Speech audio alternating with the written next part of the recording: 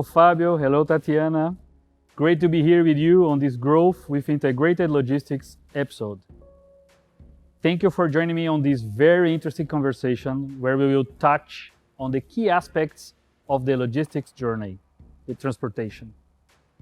Over the years, the logistics market has undergone significantly changes, and transportation has not been an exception.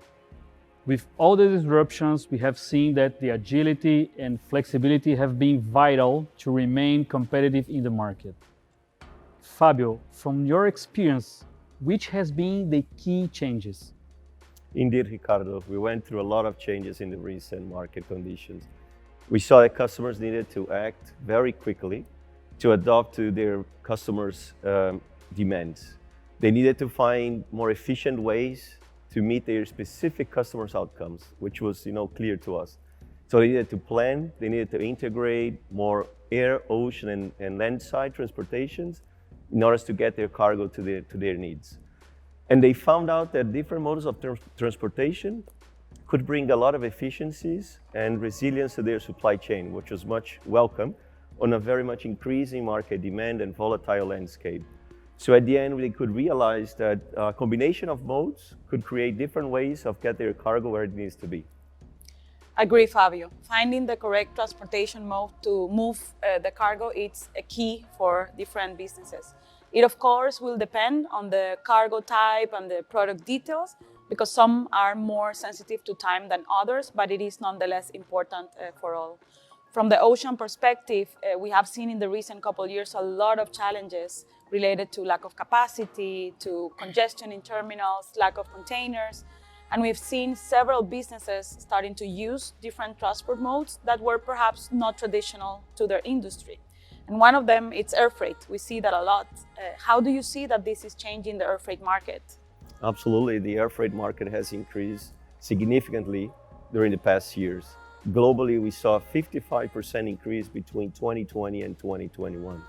And this is no difference in Latin America. There's plenty of opportunities in Latin America. The market in 2020 was estimated to be a $2.7 billion market, and is now forecasted to reach $4.3 billion in 2026.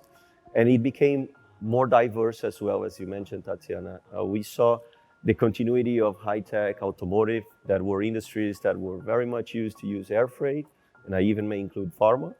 But we saw a lot of other industries also considering air freight to, at the end, find the right balance of cost, speed, and reliability to meet this market's demands with their supply chain. Yeah. So we see a lot of sea-air combinations happening, and we see that it can make a supply chain more efficient, to save time, to save cost, to even save on carbon footprint. We also see some examples where customers combine sea and air to help meet some of the tailored demands that their customers ask from them. We are currently supporting the biggest Panamanian exporter of pineapples. They're starting to do some of their shipments by air, which allow them to cut the fruit when it's more ripened, but still arrive to destination with good quality. And then the rest of the pines they send on ocean. And this is helping our customer basically have a more competitive supply chain that it's fit for all the opportunities in the market. I see also a lot of opportunities rising on the inland. How do you see the landside transportation changing and integrating in Latin America, Ricardo? Absolutely. Landside is also experiencing a transformation to improve efficiencies and reduce the costs. For example, the growth of e-commerce has pushed demand for distribution last mile delivery a lot. Another example is the increasing request of our consumers to buy goods sustainably transported, even though this is still a bit far in Latin America. We see how customers consider the train instead of trucks, or how the fleet is evolving to have more electric or hybrid trucks. Which role has landside transportation in all this flexibility? Well, the cargo journey rarely begins or ends at the ports or airports.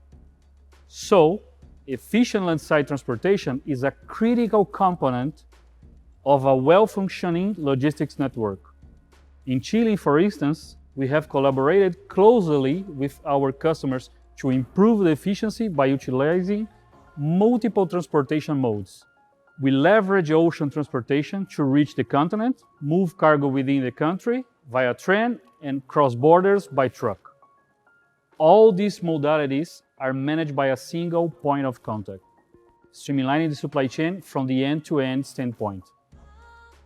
Utilizing a combination of transportation modes and consolidating operations under a single point of contact can offer greater feasibility, improving delivery times and reduce the transportation costs. This approach allows us to provide our customers with a seamless, reliable logistics experience regardless of their shipping requirements.